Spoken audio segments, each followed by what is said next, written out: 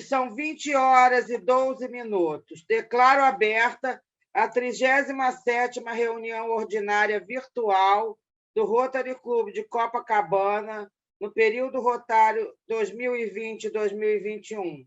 Sejam todos bem-vindos. Solicito 1 minuto de silêncio pelo falecimento do ex-rotariano e associado fundador do Rotary Clube Rio de Janeiro Grajaú, Francisco Júlio Brasil da Nóbrega, que faleceu na última sexta-feira, 30 de abril, irmão do companheiro Claudino Nóbrega do nosso clube.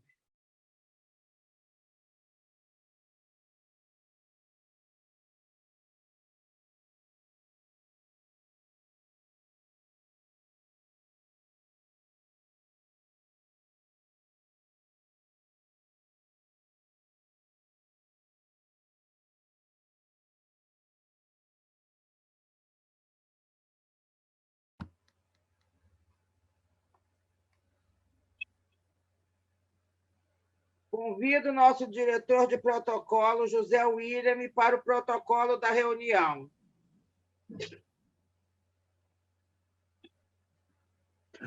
Companheiros, companheiras, boa noite. Na tribuna virtual, William de Oliveira, classificação, tabelião, 22º ofício de notas, para fazer o nosso protocolo da noite. Hoje estamos realizando a 37ª reunião ordinária virtual do ano rotário 2020-2021, tendo como presidente de Rotary Internacional o companheiro do Rotary Clube de Erstung, Lemburger, Mulan, Alemanha, distrito 1940. Holger Knack, como governadora do distrito 4571, a companheira do Rotary Clube Campos do Jordão, Cacima Campanha. E como presidente do nosso clube, a nossa companheira Cleonice Datum. E, como lema do atual período, o Rotary abre oportunidades. E a formação da mesa está, assim, ao centro, a nossa querida presidente Cleonice Datum. E em volta da presidente, todos nós.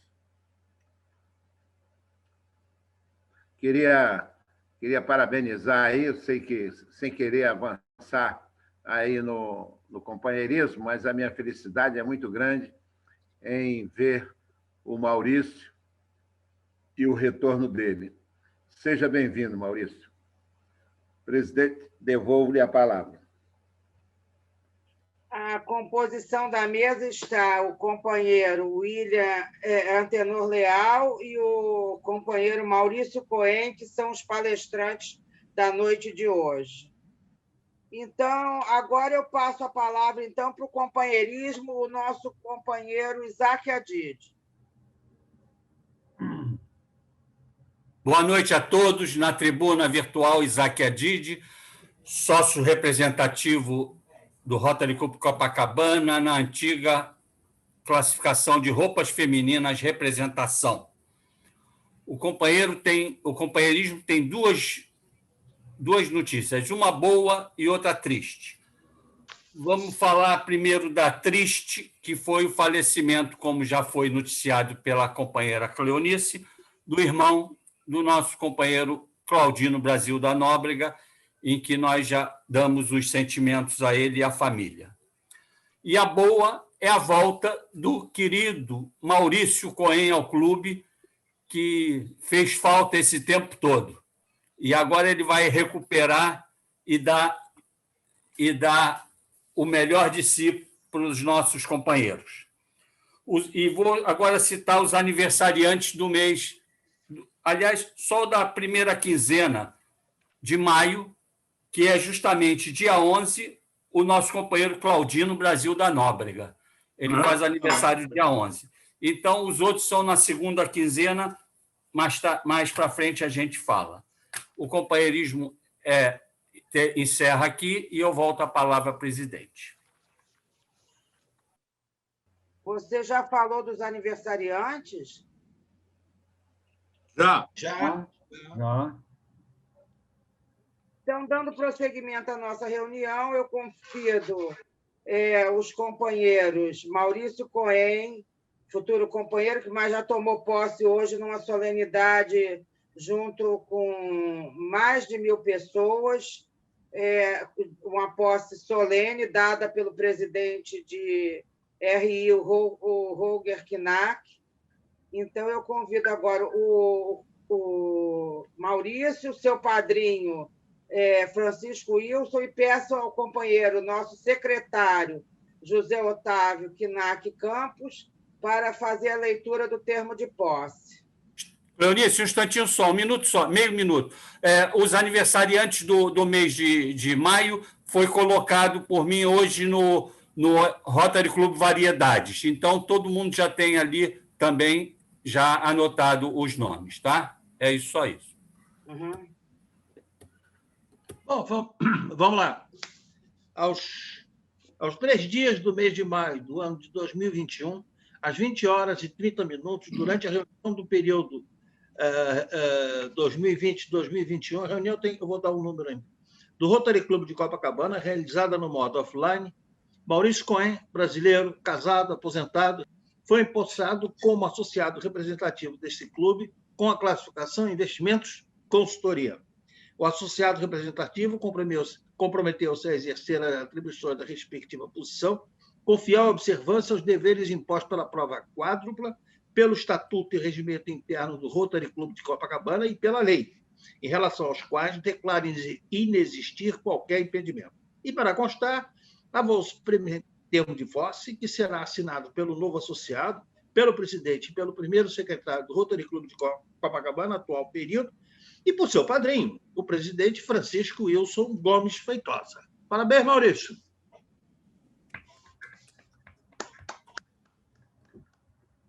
Maurício, um brinde. A ata também vai assinada pela presidente, não, José Otávio?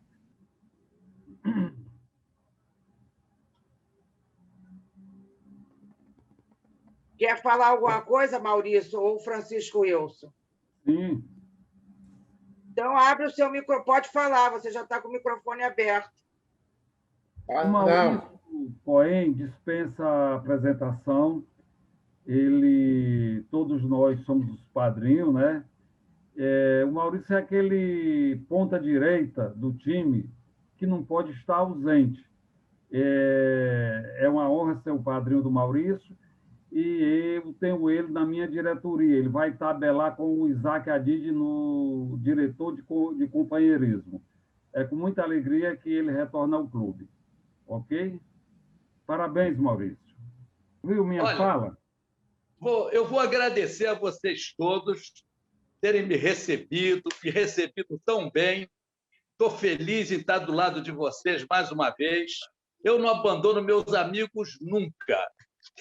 Eu saí do clube, mas fiquei no clube.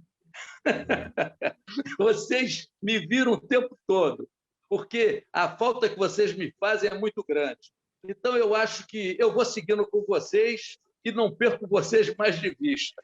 Beijo para vocês todos. Como presidente, eu queria agradecer a você, que eu incomodei bastante você esse último período, desde a época ainda do nosso ex-presidente, que Deus o tenha em bom lugar, o Marcos Borguer, para que você retornasse ao clube. E agradeço ao nosso próximo presidente, Francisco Wilson, ter conseguido te convencer disso. Para mim, foi uma honra muito grande, até porque, em função dessa posse conjunta hoje, que foi a primeira na história de Rotary International, você vai receber um diploma assinado pelo presidente Holger Knack, assim como seu presidente e essa presidente como seu padrinho, desculpe, e essa presidente que vos fala. Então, você seja bem-vindo de volta ao clube e espero que nunca mais pense em sair do clube, ok? Tá ok, tá ok. Tá. Então, tá. O Feitosa também só me aceitou como padrinho porque eu prometi a ele que eu não ia sair mais do clube. Ah, tá. Porque o seu ex-padrinho era o José Otávio, né? Era. Então, quer dizer, então, o José Otávio também tem... Não, eu sou o eterno padrinho. Eu sou um cara muito feliz, porque quem convenceu esse camarada a entrar no Rotary fui eu. Agora, o Francisco Wilson é o padrinho, é o próximo presidente.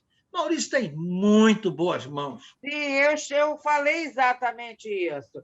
E antes era você, e agora tem o Feitosa. Isso! Beleza? Agora, o Cleonice, o Feitosa realmente é um cara competente. O que o Marco Aurélio martelou a cabeça do Maurício para ele voltar. Eu também. Com a grandeza. Valdinho, eu vou ser o segurança do Maurício. Olha que o Borgé quis colocar até uma polícia, um segurança lá na casa dele, nem assim ele aceitou, né, ô Maurício? Foi, olha, o Borghetti amaciou e deu um passe para o Feitosa. Aí o Feitosa fuzilou. O nosso governador eleito está na tela agora. Eu não sei se ele ouviu, que eu marquei, Cláudio. Ele gentilmente ele não vai participar da AGE para deixar o clube extremamente à vontade para votar o orçamento dele. Então, eu estou repetindo porque eu não o vi na hora na tela, tá, Cláudio?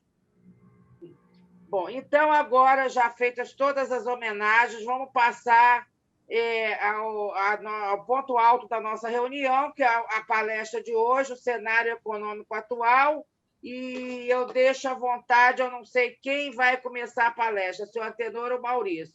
Vocês decidem. Maurício. Então, Maurício vai começar, porque nós estamos fazendo em ordem alfabética. Então, é o Maurício primeiro.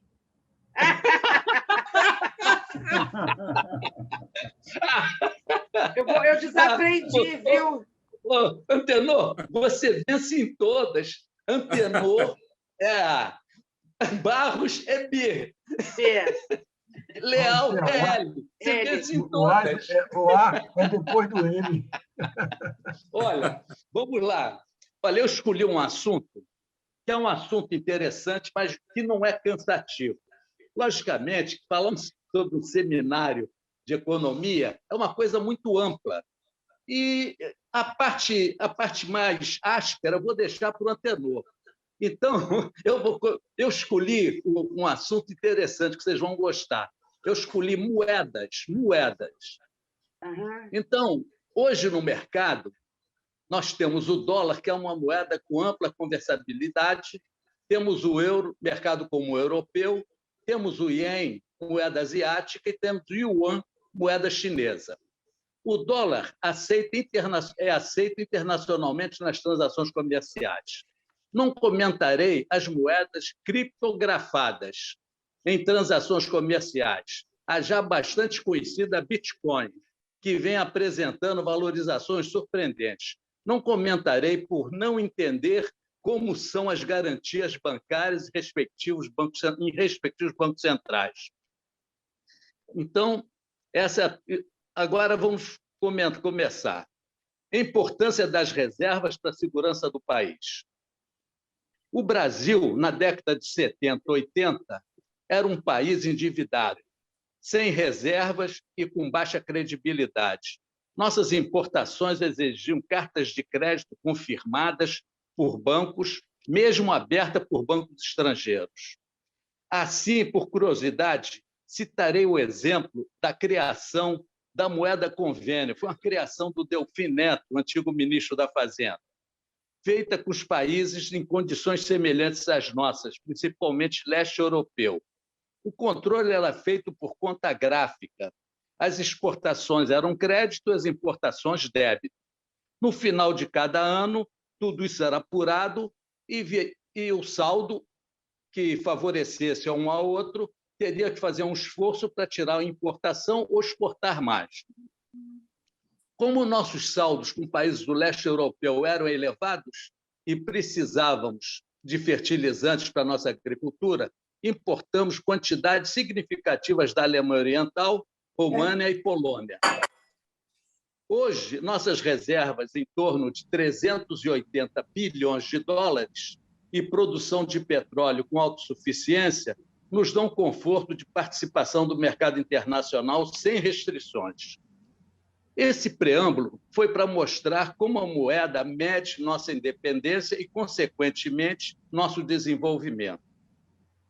Aí vocês veem, por esse início, a importância da moeda do país. Então, se vocês quiserem comparar, pensem em Venezuela, pensem em Cuba, todos esses países de esquerda, enfim, não participam do mercado.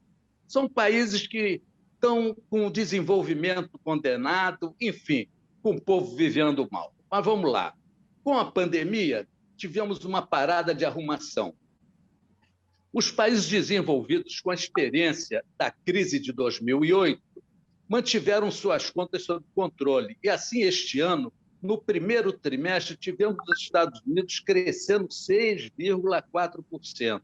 A China cresceu 6%. A Europa preparando um salto já do pós-pandemia. Já está até testando aglomerações. Como ficou entendido, a importância da moeda, a possibilidade... Deixa eu entender o que eu escrevi. Como ficou entendido a importância da moeda, a possibilidade que venhamos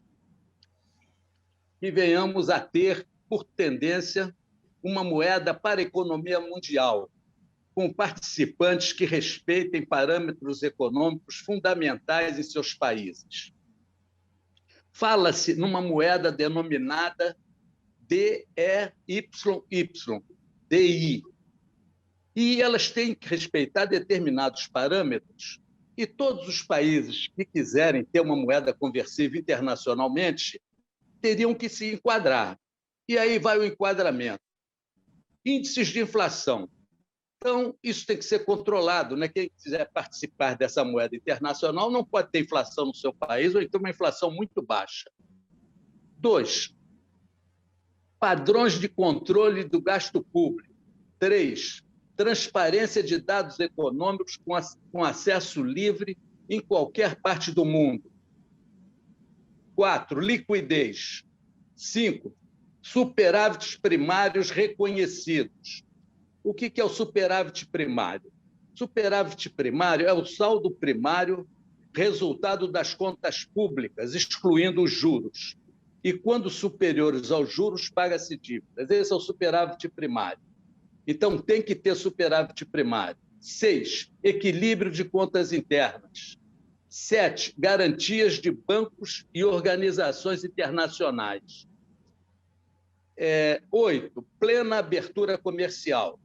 Essa garantia que eu citei antes, de bancos e organizações internacionais, isso nada mais é do que o controle das contas dos diversos países que participam dessa moeda. Então, são condições básicas necessárias ao ingresso no novo mercado, em que está previsto se acontecer para 2035. Sobre a nova moeda, eu retirei do livro do Antenor Barros Leal, que já está esgotado. Os 5.000 livros dele já foram todos vendidos. É nas páginas 19 e 20, que fala dessa moeda internacional.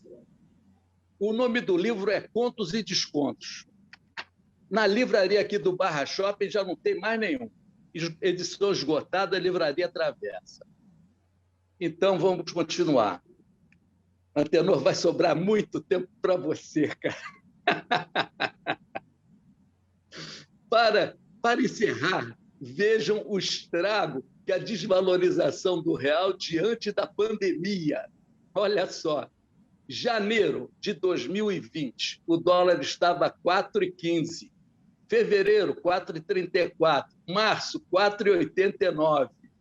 Abril, 5,33. Maio, 5,64. Vocês estão vendo que isso aí está tudo coincidindo com o início da pandemia, né? Junho, 5,20. Julho, 5,28. agosto 5,46, setembro 5,40, outubro 5,63, novembro 5,42, dezembro 5,14. Eu vou parar aqui em dezembro, depois eu continuo. O que ocorre quando o dólar começa a abrir, o Banco Central é obrigado a entrar no mercado, porque quando o dólar começa a esticar, vem atrás a inflação, todos os produtos ficam mais caros, tudo que é importado é mais caro, vocês devem estar sentindo isso.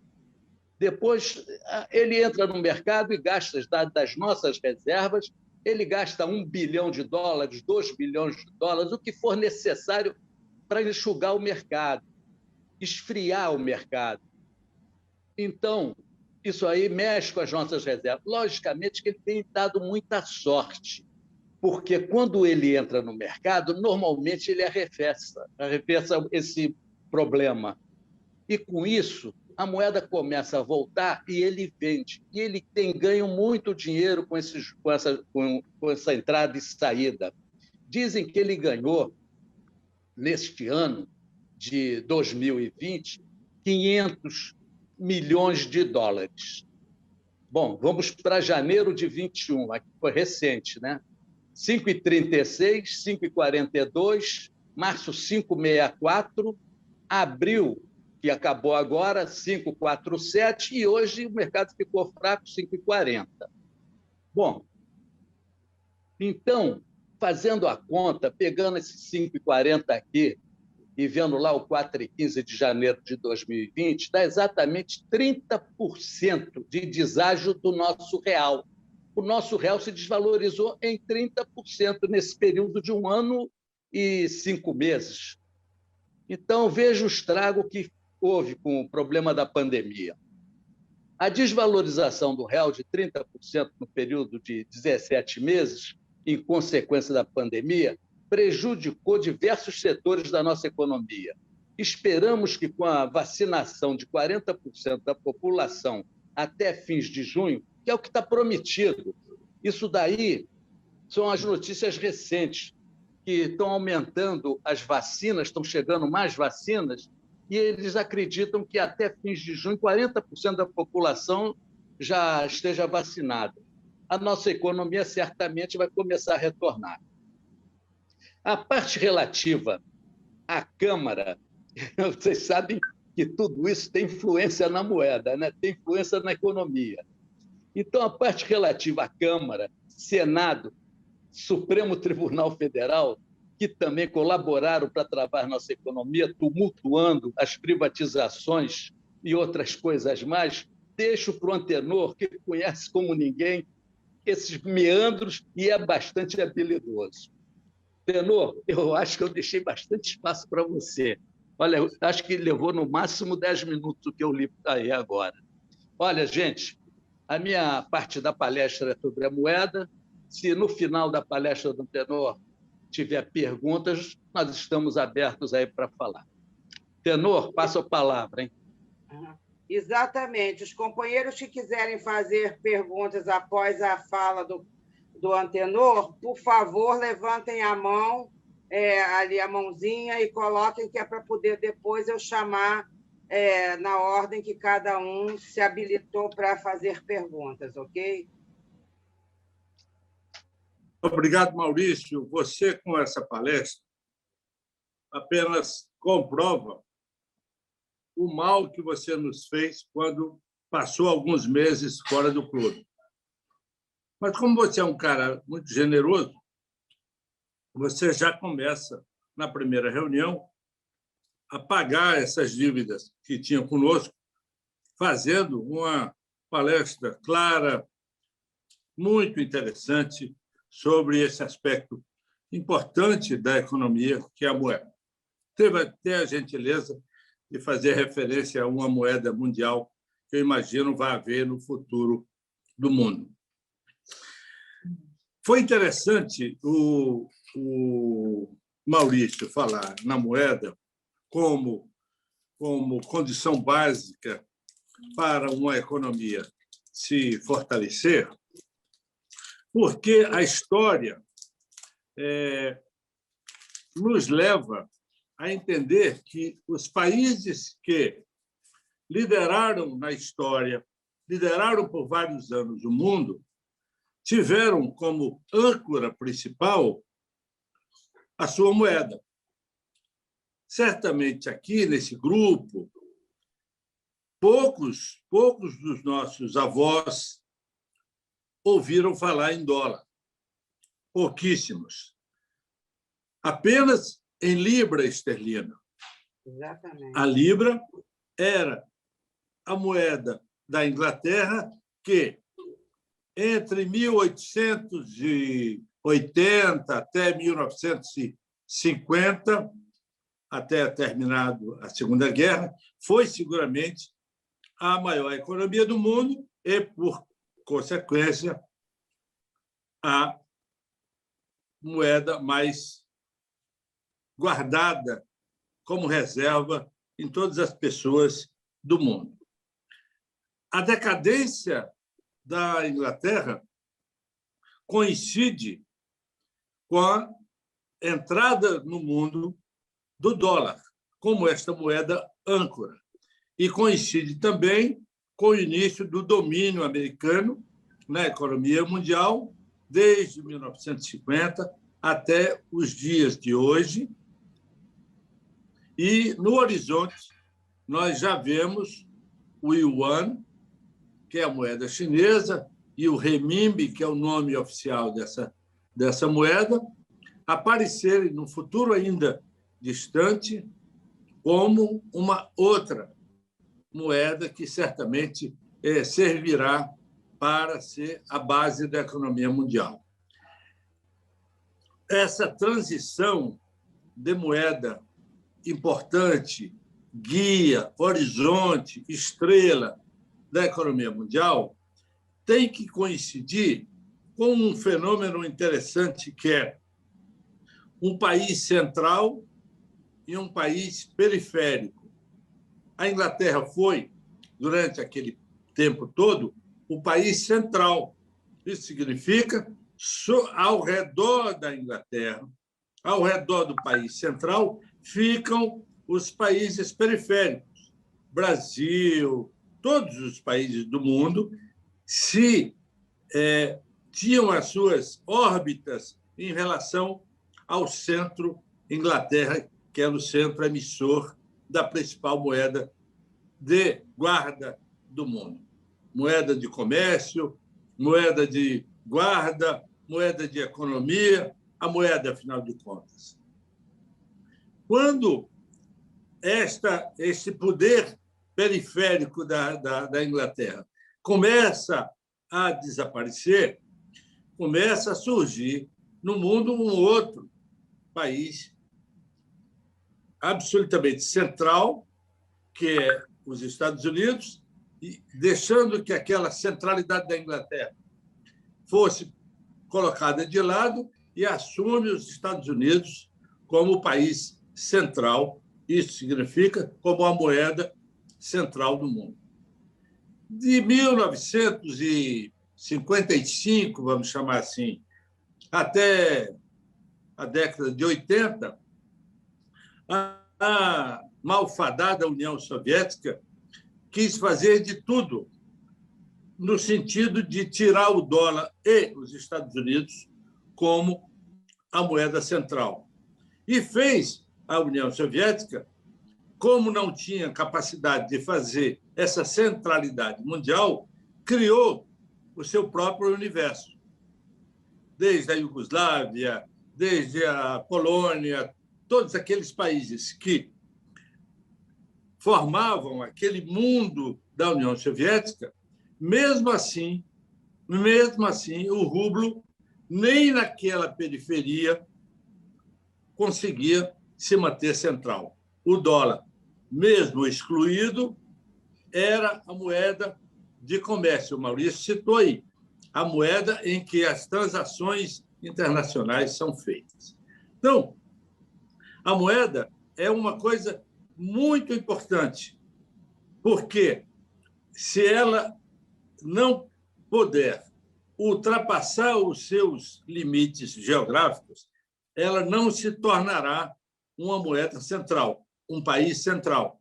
nós temos, por exemplo, países equilibrados. Nós temos o Japão de 1955 para cá. Nós temos, por exemplo, a Suíça. A Suíça é um país que os nossos avós já guardavam dinheiro lá. Ora, mas mesmo assim, o franco suíço, que é uma moeda forte, uma moeda respeitada, contida nos seus limites econômicos, ela não ultrapassou essa. Por quê? Porque a Suíça não teve a capacidade de se tornar um país central. País central é aquele que consegue manter a periferia, quer dizer, exporta seus produtos para todos os países do mundo, desenvolve tecnologia para todos os países do mundo e sua moeda serve como instrumento do comércio internacional. Nós temos, por exemplo, a Alemanha, um grande país que também não consegue essa centralidade que os ingleses tiveram, que os portugueses lá atrás tiveram, que vários países tiveram lá atrás e que agora se estabelece no mundo, num período menor, quer dizer, de 50 para cá, é que surge a China como um candidato a país central. Mas se o Maurício leu ali 8 ou 10 condições para que uma moeda se torne uma moeda de referência de um país central. Então, a China precisa ainda muito tempo, embora que daqui a mais 5 anos eles possam, os chineses, na soma, dizer o nosso PIB é 30 trilhões de dólares, iguais aos americanos, 30 trilhões de dólares, ainda haverá um passo importantíssimo para que ele se torne um país central, é que não basta a soma dos yuans chegar ao mesmo PIB americano. É preciso que a sua população tenha as mesmas condições de vida, que as suas liberdades sejam iguais a todo canto, que a água que se beba, que as estradas que existem. O país tem que ser um país completo para que ele se candidate a ser um país central. Há um dado, é quase romântico dizer isso, mas aqui, deste grupo que eu estou vendo aqui, mais uma vez, os avós que já não tinham conhecido o dólar, só trabalhavam, os nossos pais, provavelmente, pode haver alguma exceção, nenhum deles fez turismo como atividade normal. Todos os que eu vejo aqui na tela já fizeram turismo como atividade normal e, mais ainda, colocam o turismo, a próxima viagem, como um objetivo importante.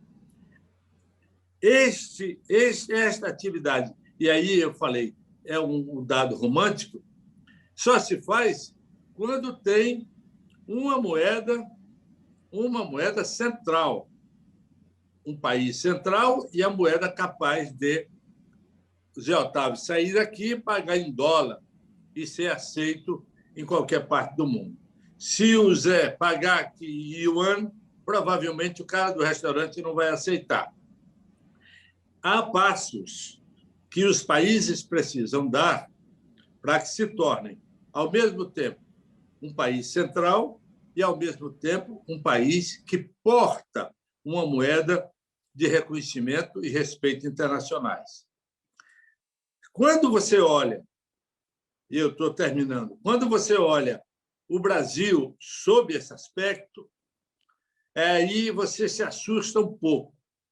Quando é que nós vamos ter condições de ter uma moeda referência? Quando é que nós vamos poder ser um país central? Nós não somos ainda um país central nem na América Latina, porque já deveríamos ser, mas não somos ainda. Não temos essa centralidade e a nossa moeda não é a moeda que podia já ter sido comum a essa parte do mundo. Eu termino por aqui dizendo para vocês o seguinte, que é muito importante que nós tenhamos em mente que só a educação é absolutamente o ponto absoluto, ponto certo. Você não chega a um país central sem um país educado. A China tinha, ano passado, agora menos por causa da pandemia, 400 mil alunos estudando em todas as melhores universidades do mundo. Os americanos são uma democracia tão aberta que, desses 400, abrigava 250 mil chineses. É evidente que não tem, deve ter 10 mil americanos estudando na China. Essa troca de conhecimento, que os americanos são generosos, os ingleses foram também, mas não tão quanto os americanos, porque as suas universidades não tiveram a abrangência e a lucidez de ir ao mercado buscar aluno. Aceitou aluno e transferiu informação. É educação. Foi base para a Inglaterra, foi base para os Estados Unidos, está sendo base para a China, e todos os países que você alinha como as 10 maiores economias, é bom você citar e acompanhar que as 10 melhores economias têm os melhores níveis de educação. É evidente que tem países como Dinamarca, Noruega, Suécia, que não são esses grandes países, mas têm na educação a base da sua sociedade. É por aí que eu termino, parabenizando o Maurício e nos parabenizando a todos por ter de volta essa figura maravilhosa, humana, querida de todos, que é o Maurício. Obrigado, pessoal.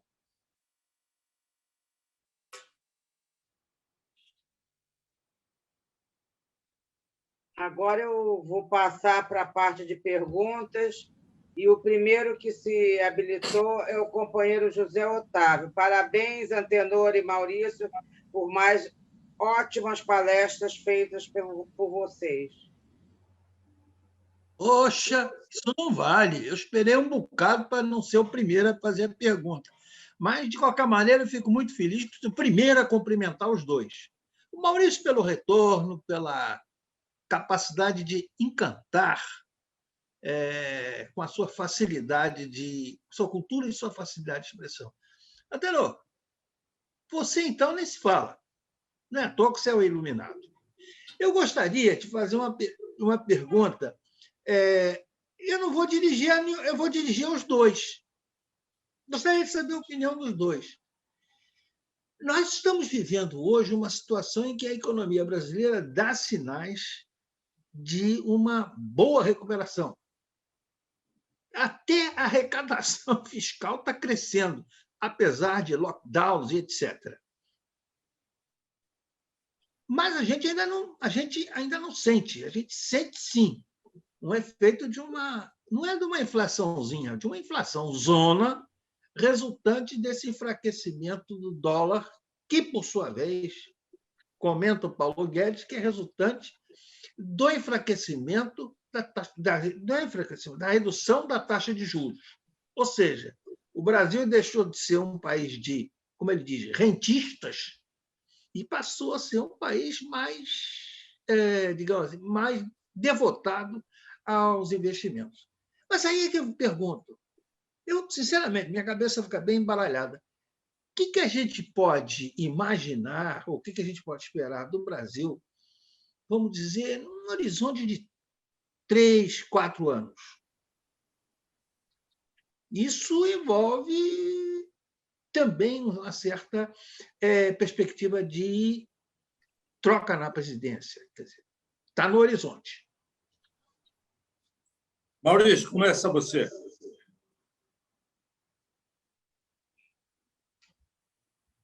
Abre o microfone, Maurício.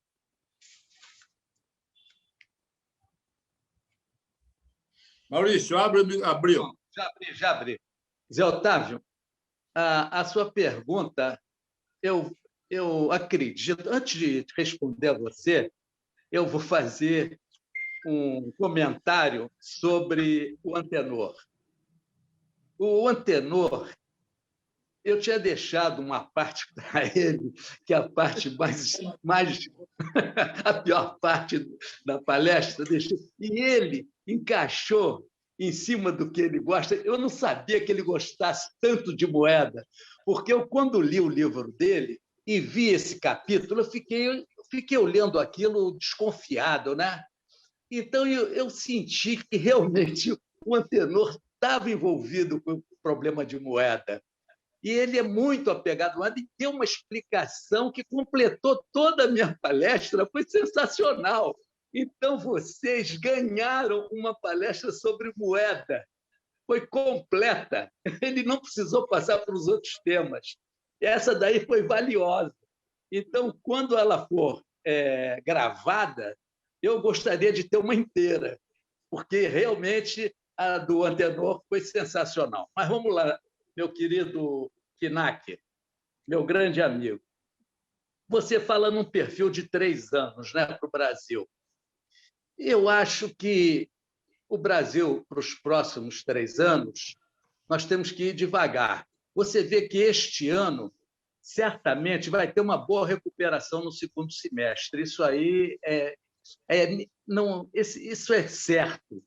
É inevitável que o país cresça de 4 para cima. Não vai crescer 3, não. Eu acho que vai crescer de 4 para cima. A ansiedade das pessoas voltarem a trabalhar, de abrir as lojas, todo mundo comprar. Tem muito dinheiro aí que foi entesourado, muita gente economizou dinheiro também, outros também perderam emprego, outros perderam a casa, outros se endividaram. Tem todas as balanças. Mas eu acho que a resultante vai ser boa. Eu acredito que a economia vai pegar bem. Primeira marcha, segunda marcha, terceira marcha, a quarta vai ficar para o ano que vem. Então, eu acho que vai crescer bem esse segundo semestre. Para o próximo semestre, você tem um problema seríssimo aí, que é eleição. Eleição de presidente, ela começa a ferver no meio do caminho, março, abril e tal, e essas coisas costumam frear a economia. Então, eu acredito que no próximo ano, nós vamos ter um crescimento médio, 3%, provavelmente, e o próximo, se houver a virada do Bolsonaro, ele continuar, aí, e o Paulo Guedes também, aí realmente é 6%, amigo. Vai ser aqueles crescimentos do Médici, 10%, 8%, não sei se vocês se lembram disso. Mas o país está precisando crescer e está ávido por crescer. Mas não é só no nosso núcleo, né, de classe média alta, não. Todo mundo está louco para acelerar o carro. Então, eu acho que isso vai acontecer no terceiro ano. Isto se o Bolsonaro repetir, né? Então, é essa a minha posição em termos de crescimento. Eu acho que o meu amigo Antenor pode completar agora, porque ele tem um instrumento de lapidação sensacional. Maurício, o Zé Otávio deu a oportunidade de se fazer um comentário importante. A economia brasileira hoje está numa situação muito interessante, Zé Otávio, é que nós, e aí alguém, acho que o Maurício falou, que nós não somos mais um país de rentistas. Os investidores internacionais estavam muito tranquilos em ganhar no Brasil algo como 1% por semana, em jogada de bolsa, em jogada de papel do governo. Ganhar 1% por semana, que possa parecer pouco, significa, em juro composto, ele vai ganhar mais de 70% ao ano. São 52 semanas, 51% por cada semana. Isso era fácil acontecer. Tal descontrole da economia brasileira. Quando as nossas taxas de juros baixaram a níveis morais, não é ainda um nível de 0,5, como o Japão, 0,25 da Inglaterra, da Europa, 0,75 americano. Não, mas nós ainda estamos dentro de um padrão de país onde as pessoas não vêm para cá para fazer a aventura. Isso foi um ganho fundamental, um ganho fundamental. Eu, particularmente, Maurício, acho que o Bolsonaro se reelege porque o país vai ser vacinado. Essa campanha, sabe, quase desonesta de alguns meios de comunicação vai esgotar. O país está sendo bem governado, níveis de corrupção desceram a níveis muito baixos, as pessoas começam a sentir isso. Então, eu sou um otimista, não é? Em relação ao futuro, e principalmente esses 3 anos, e esse desenho que o Maurício fez é perfeito.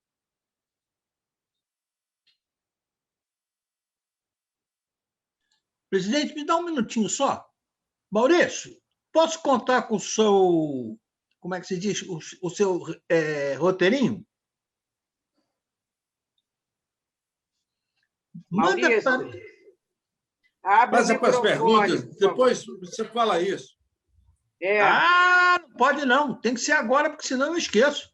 Não esquece, não. Pode deixar que depois eu te lembro. Por favor, agora o nosso governador assistente, Claudino.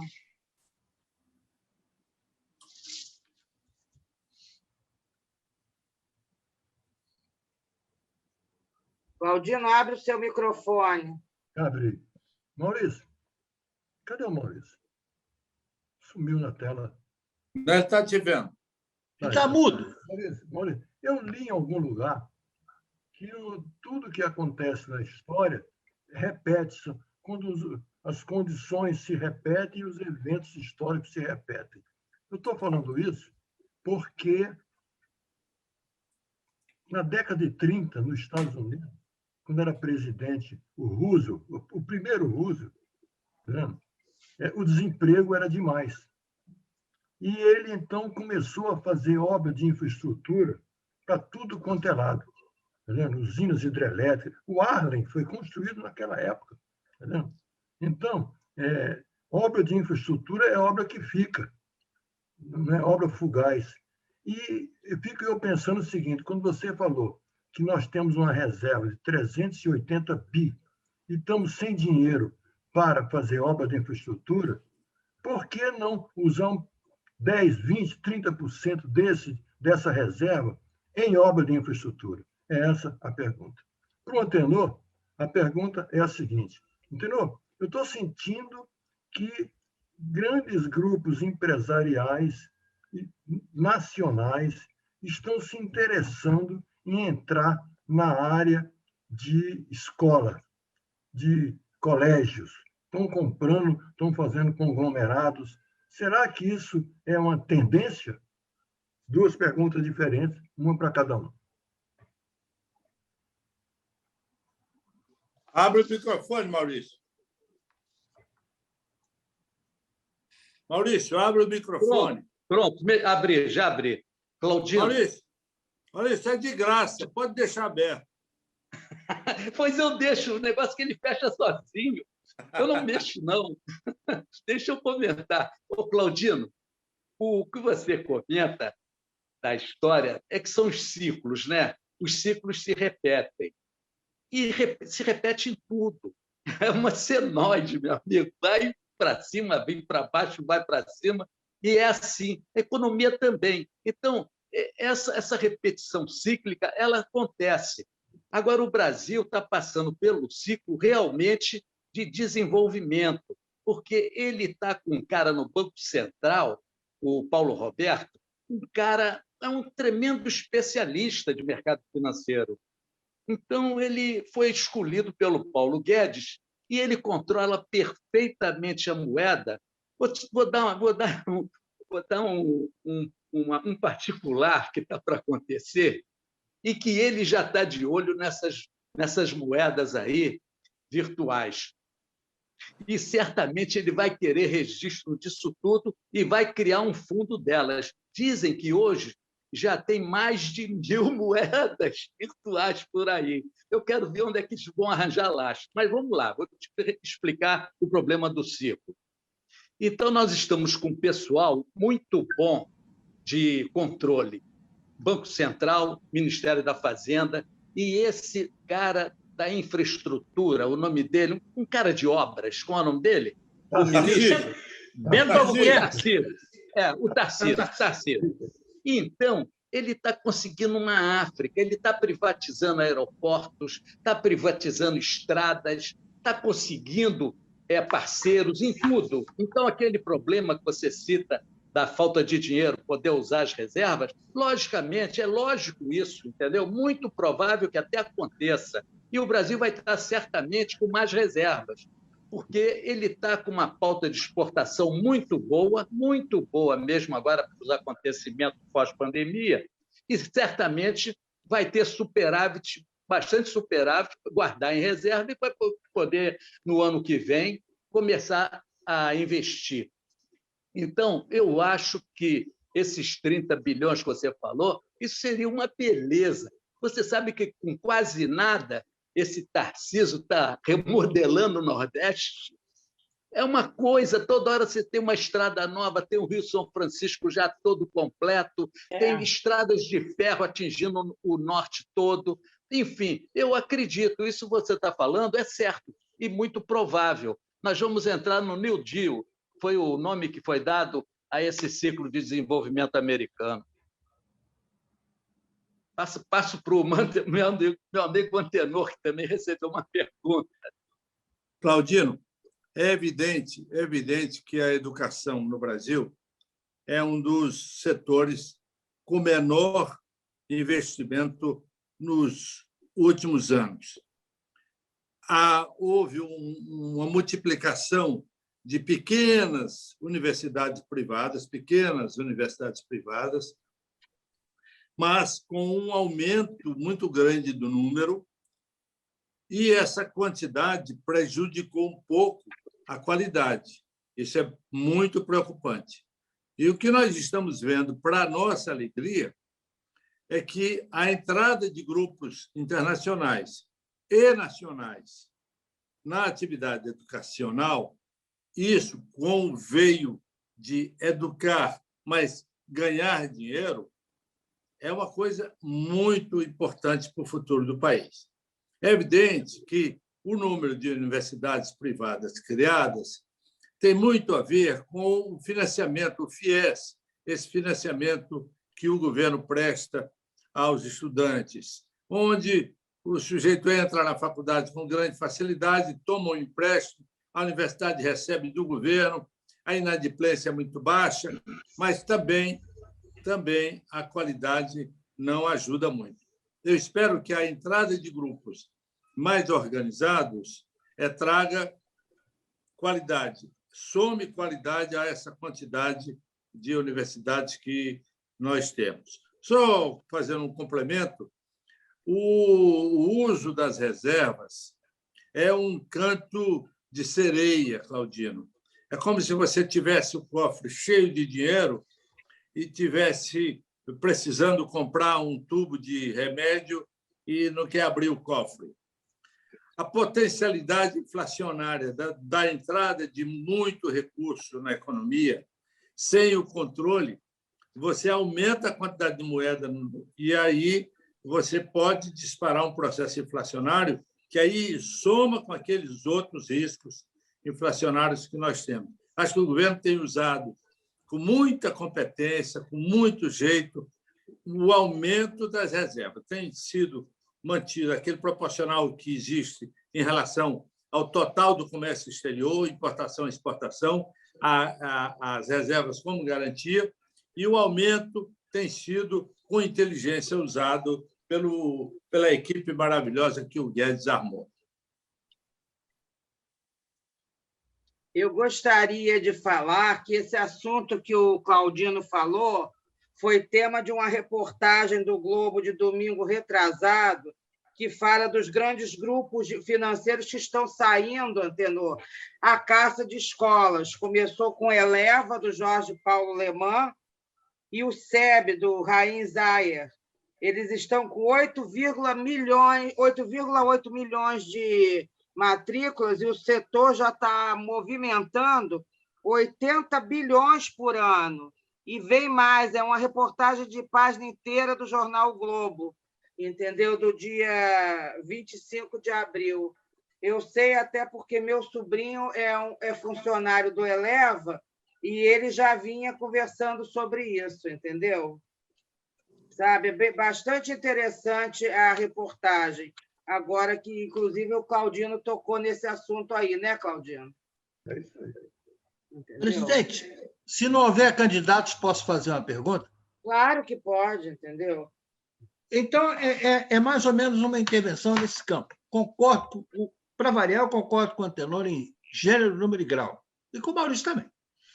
Mas o que acontece? Eu tenho talvez uma visão, talvez esteja um pouco atrasada, na questão da educação. Eu não vejo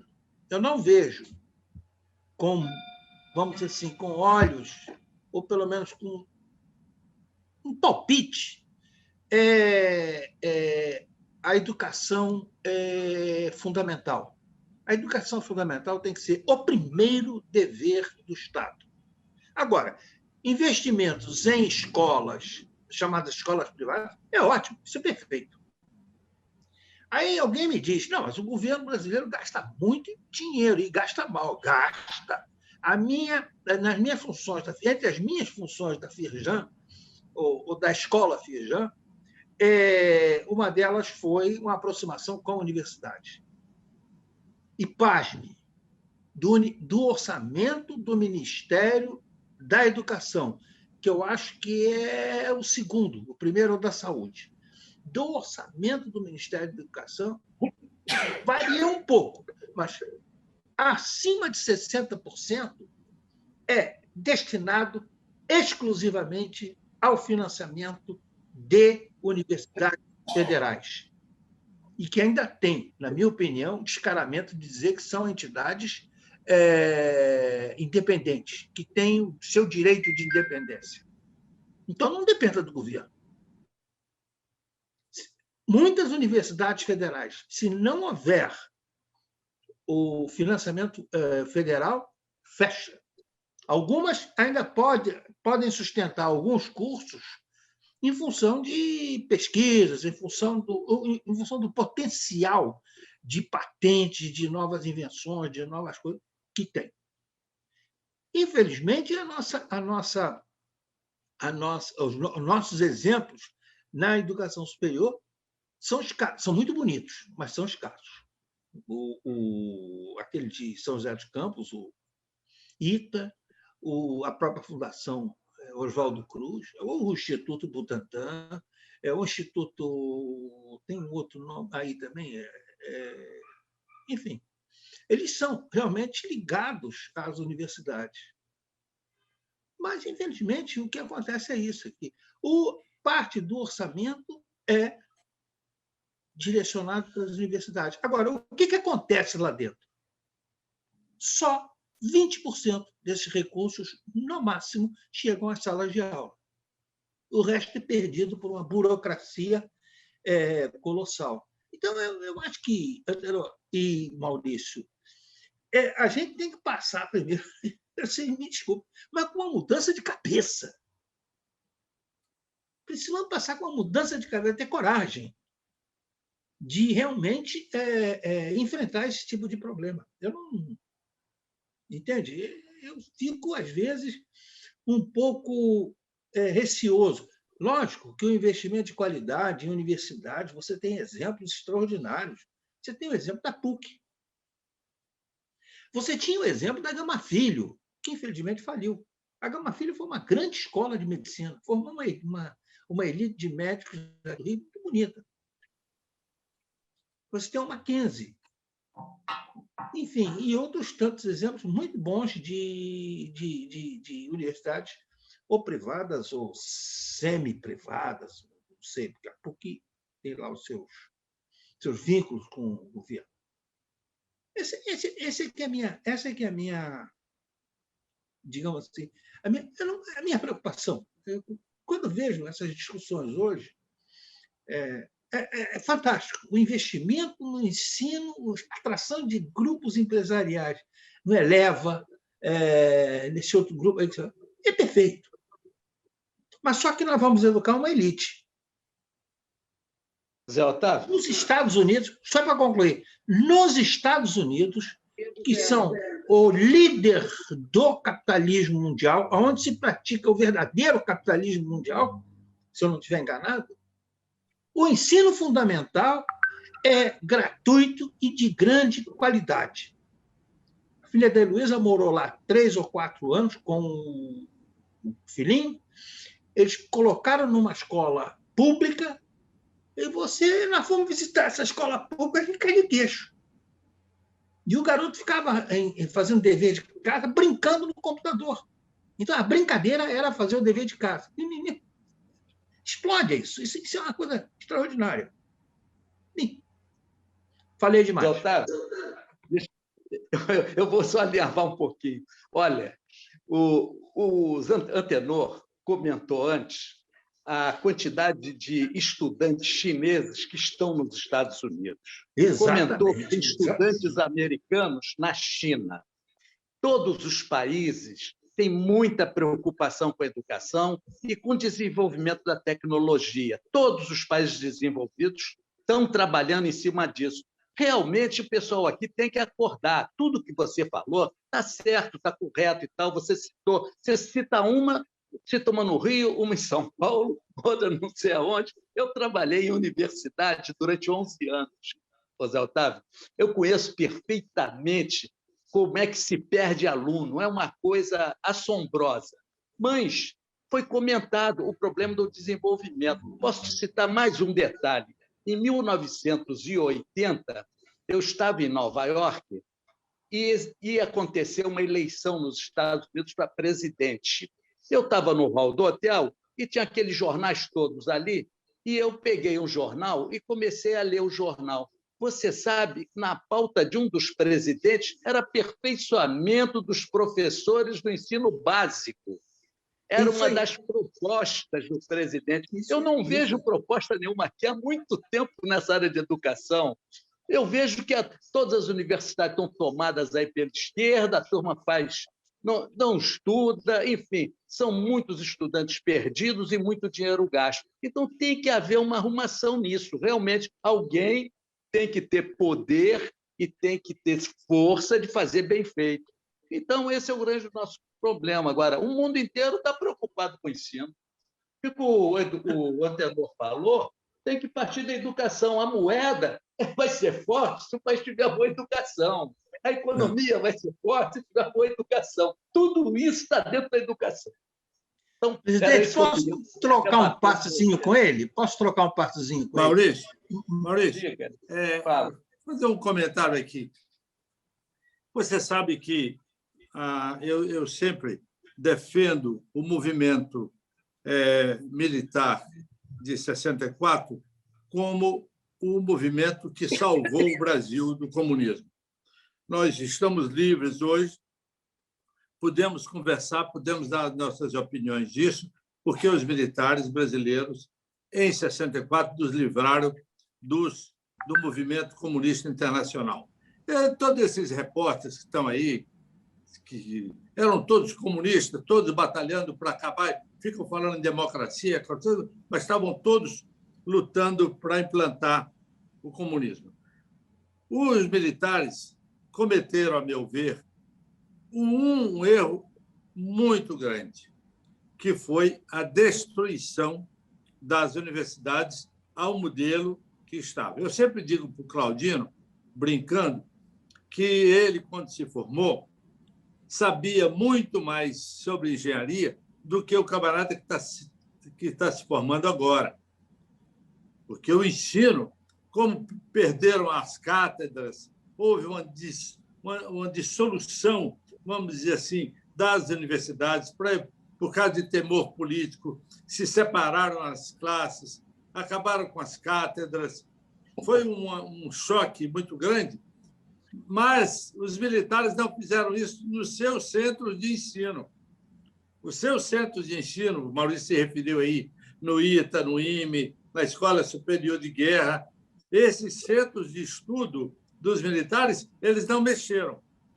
Mas na área civil foi o que nós vimos. E depois dos militares, nós vimos essa suposta onda de liberdade, onde a universidade passou a ser um campo de greve, um campo de discussão política e um campo de esquerdização dos alunos. Porque, como eles perderam antes, querem ou quiseram usar a universidade como instrumento revolucionário. Isso prejudicou muito o país.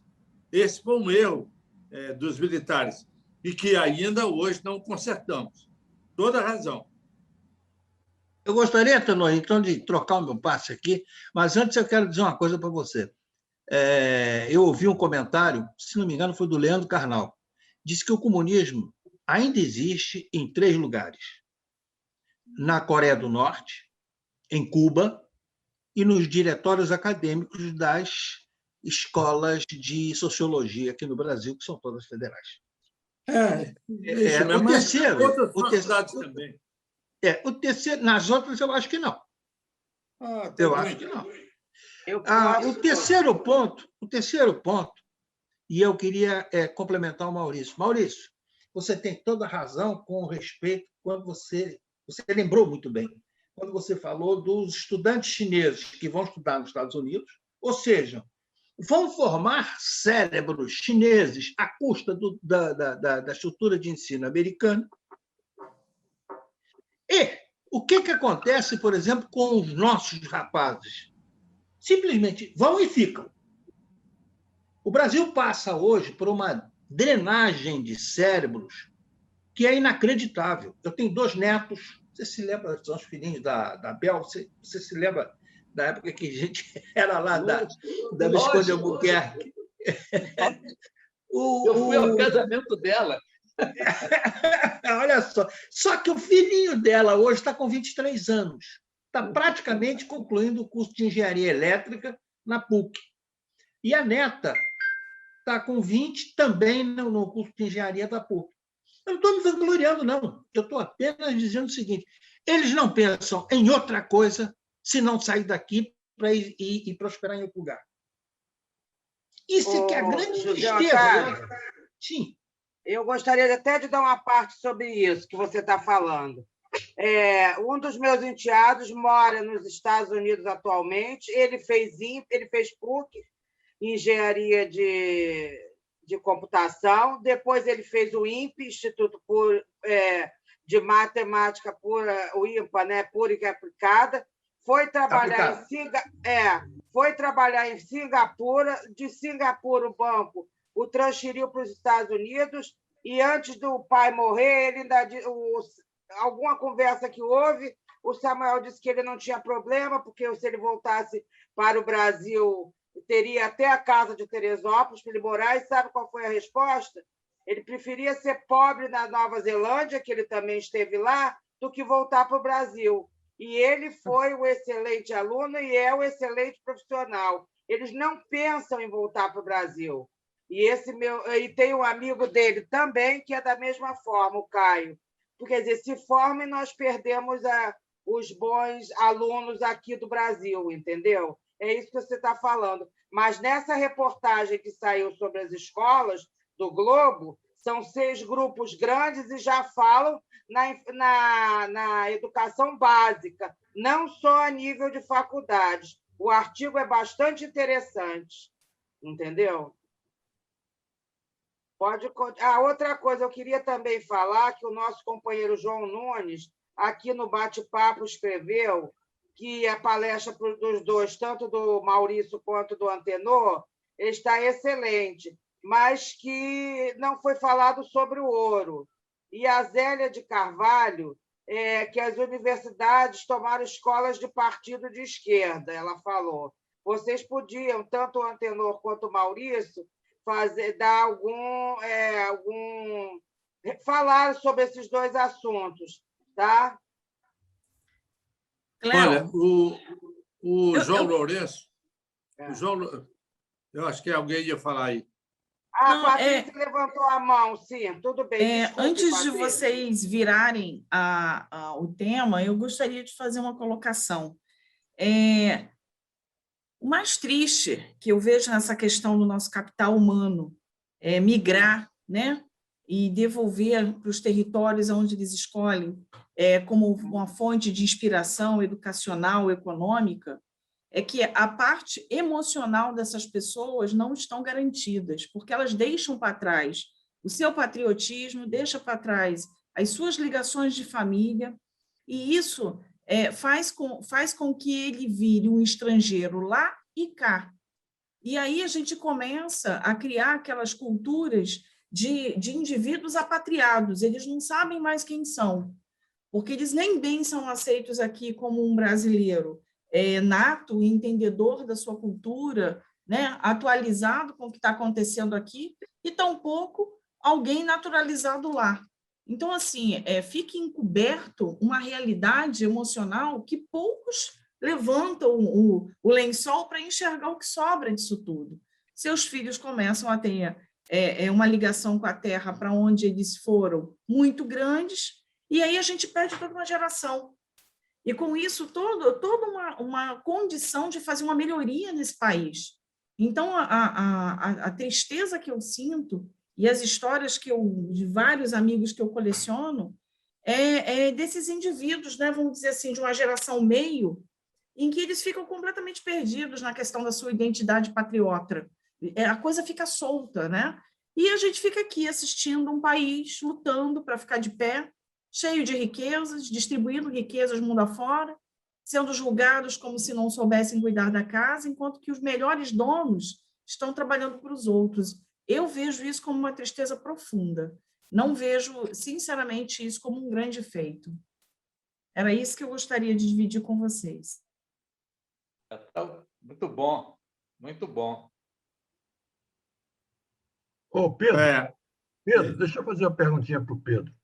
Esses bolsistas da Fundação Rotária, não existe algum compromisso deles em, concluindo os cursos lá fora, voltarem para o Brasil? Não, Claudino, não existe. Tá? Existe, assim, uma obrigação moral, tá? Mas não uma obrigação de voltar para o Brasil. Até porque o dinheiro da Bolsa é da Fundação Rotária, né? Ele não sai do Brasil, né? Sai da Fundação Rotária, né? Mas nós podemos pensar nos futuros bolsistas, né? Talvez até incluir um certo compromisso, já que a gente encaminha, né? Mas, o histórico dos bolsistas que nós temos tido, praticamente todos voltaram. Tá? Temos um ou dois no exterior. Tá? Esse é o histórico do distrito. Mas a sua colocação é muito boa. Tá? Principalmente essas bolsas custeadas pelo governo brasileiro, CNPq e outros órgãos, tá? Em criar um compromisso que o estudante volte para o Brasil. Tá? No caso do Rotary, que volte para Rotary. Isso aí. Como rotariano. Isso aí.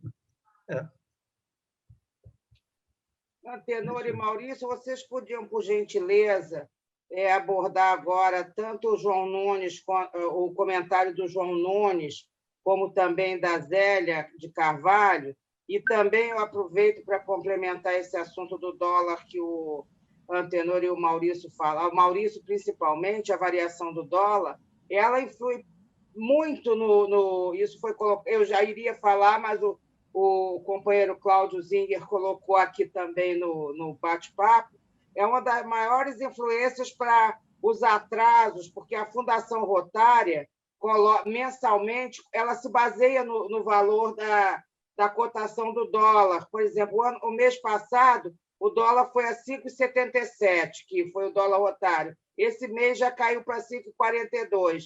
E isso tem muito clube devendo a RI por conta dessa defasagem, desse problema que a moeda nossa não tem o mesmo...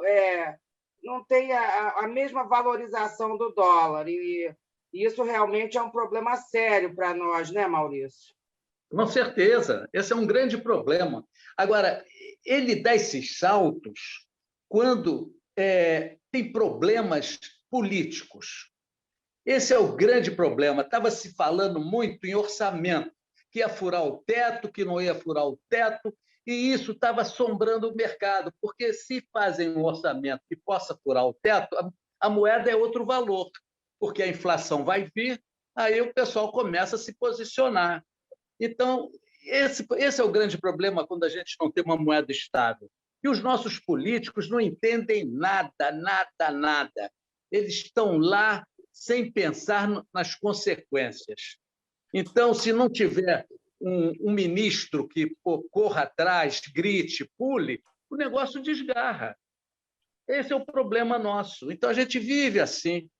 A especulação a dólar é tão fácil, porque não precisa mais ir à casa de câmbio, você opera aqui em cima do computador, você compra contratos de dólar, vende contratos de dólar direto.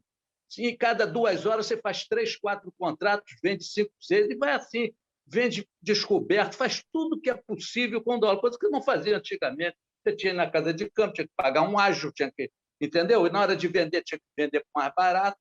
Então, hoje você já tem um controle. Então, esse é o problema do dólar. Sobre o ouro, eu vou pular porque você se lembrou do negócio do ouro, eu acho que até o Otenor falar também, eu vou falar do ouro e o Otenor completo. Ele lapida. É o seguinte, o ouro, você pode comparar ele ao que era antigamente a libra esterlina. Uma moeda de segurança, ou seja, as pessoas guardavam, como hoje tem muitos aí que guardam dólar, com medo de inflação. E o ouro funciona desse jeito também. Então, você, quando nota o mercado de ouro e de dólar, você vê que um está ligado no outro. Subiu o dólar, subiu o ouro. Então, esse é o quadro. Eu não acredito em investimento em ouro. Eu acho isso aí uma parada na cabeça da pessoa. Eu Maurício, acho isso. Então, diga. Você tem razão. Patrícia, você está me ouvindo? Eu preciso... Abre o microfone para cima. Não, eu preciso que você faça um favor. Sim. O João Lourenço, o nome dele é João Lourenço, mas aparece ali João Nunes. João Nunes. E toda vez que a gente diz João Nunes, ele faz uma careta. Então, eu gostaria de você, que é uma técnica maravilhosa. O erro é meu, Antenor. Eu podia trocar para João Lourenço. Eu até hoje não sei se ele quer João Lourenço ou João Nunes. Não, ele só quer João Lourenço. Está me ouvindo? Vocês estão me ouvindo? Estamos. Pode botar João Lourenço. Não, a questão do ouro que eu levantei aí, que foi falar de moeda. Pronto. E a gente sabe que o ouro, tradicionalmente, era usado como lastro para o papel moeda. Antes era o próprio ouro, que era fabricado a moeda de ouro. Depois foi guardado o ouro numa reserva e emitido o papel para facilitar troco e etc., o transporte. Mas o fato é que hoje os bancos centrais do mundo inteiro, dos principais países, têm uma quantidade enorme de ouro guardado.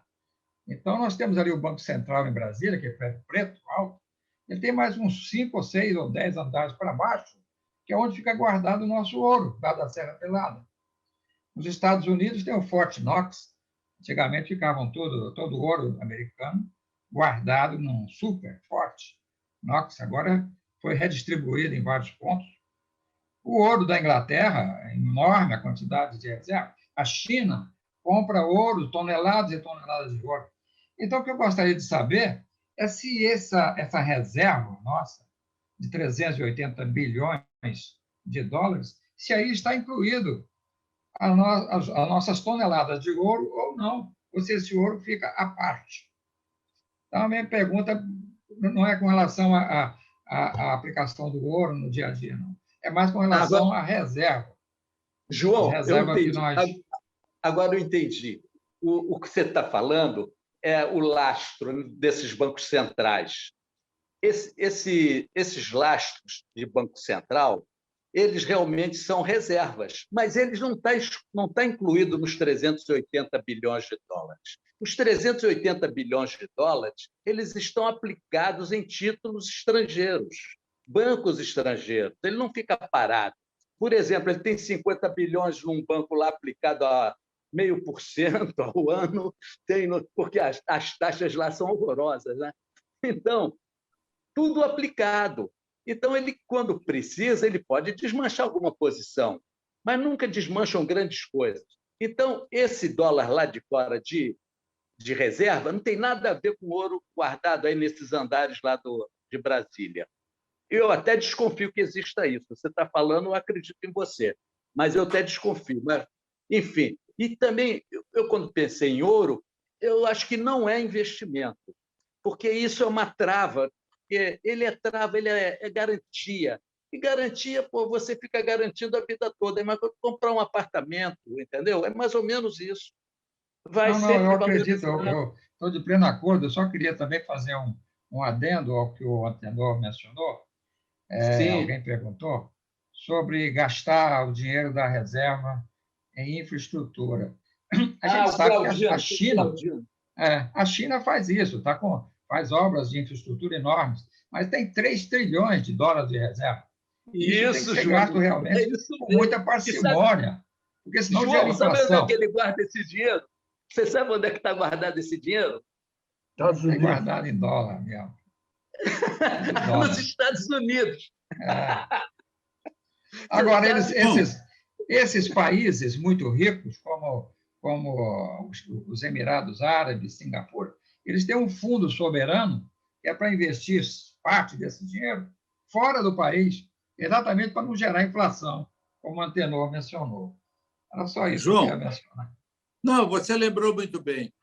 O ouro, até aquela famosa reunião de Bretton Woods que o Nixon fez, onde resolveu informar o mundo que o ouro não seria mais a correspondência da moeda. Quer dizer, eu tenho 1 tonelada de ouro que vale $1 milhão, eu só posso emitir $1 milhão em papel. Essa informação e essa decisão americana de dizer, olha, eu agora vou imprimir mais do que eu tenho em ouro, isso significou para o mundo inteiro que, olha, vocês que querem ser uma economia equilibrada e que têm a equivalência em ouro, podem deixar de ter, porque nós não damos mais importância a isso. Aí o dólar perdeu a grande importância que teve e passou a ser uma moeda de troca, uma moeda de reserva privada. Eu sei que o João Lourenço é um investidor forte em ouro. Está certo. Até as cores da casa dele são de ouro. Mas é uma reserva de difícil troca, ela é física. Guardar uma quantidade de ouro em casa é preocupante. Quando você tem que vender, também é difícil. Há bancos, evidentemente, que você compra papel equivalente a ouro. Mas a reserva em ouro, especificamente, ela perdeu porque ela não tem muita prática de guarda. Estou de pleno acordo com você e com o Maurício. Ouro não é para investimento, ouro não gera dividendos, é muito passivo e não é meu foco de investimento. João, estou brincando. João, eu tinha um amigo que aliás, está vivo, tem um amigo que era diretor da Casa da Moeda. Na época da Serra Pelada, o ouro da Serra Pelada vinha para a Casa da Moeda para ser refinado. Então, eles tinham um estoque de ouro, antes de mandar para o Banco Central, gigantesco. E eu vivia cantando esse meu amigo para me levar lá para eu ver como é que era uma sala cheia de ouro. É fácil entrar? Ele disse assim, entrar é fácil, o difícil é sair.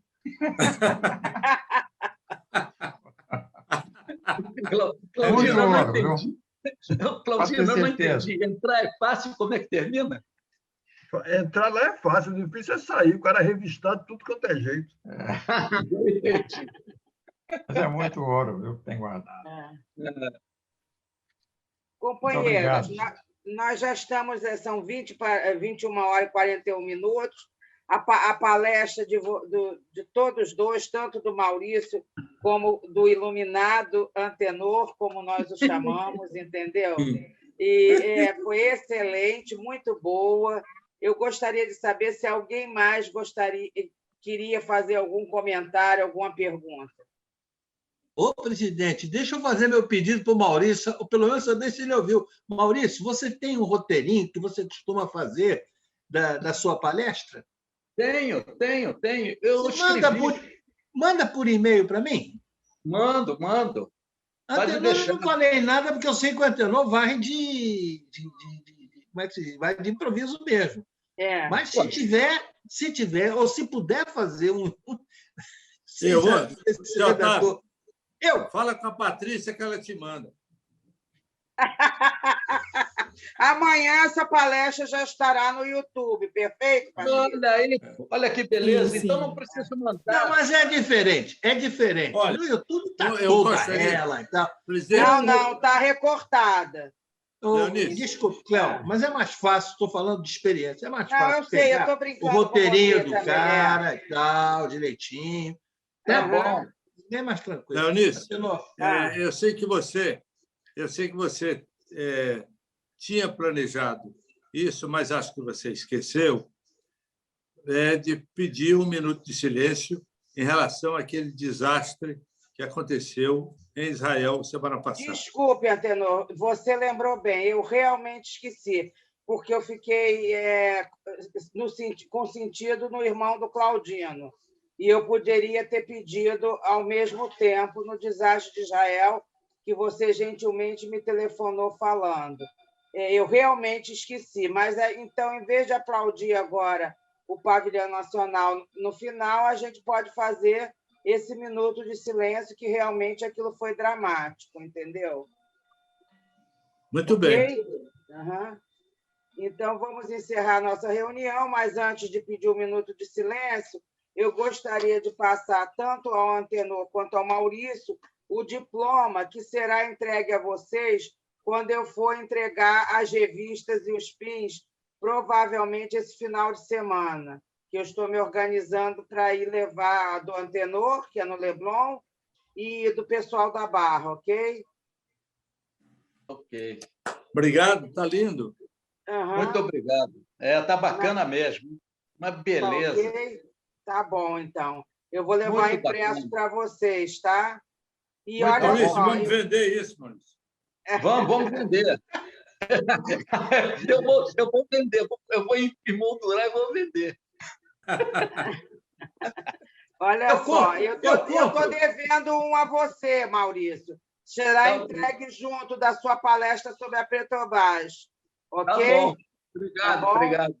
Tá bom. Eu gostaria de dizer também que nós tivemos um pequeno problema com a nossa ata, caiu em exigência, mas eu já estou providenciando resolver esse problema, tá, companheiros? E por hoje, então, vamos pedir esse minuto de silêncio agora para eu encerrar a reunião, ok?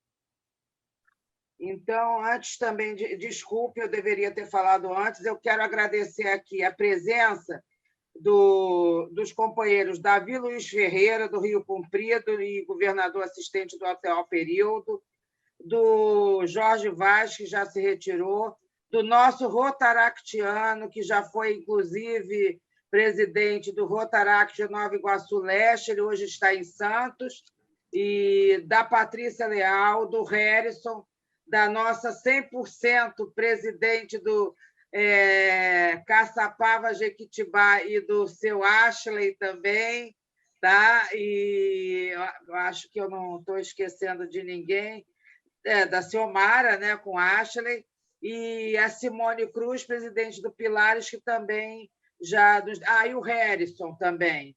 Acho que agora eu não esqueci ninguém. Na próxima semana, então, estão todos convidados para assistirem à palestra do economista Ney Brito, que é convidado do companheiro Antenor Leal.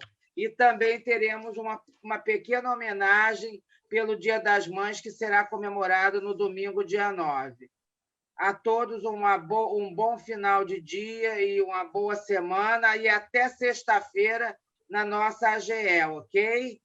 Boa noite a todos e muito obrigada pela presença, tá? Parabéns, Antenor, parabéns, Maurício. Bom. Obrigado. Acendeu o clube, acendeu o clube. Beleza. Ótima noite, muito bom. Ótima noite. Boa noite.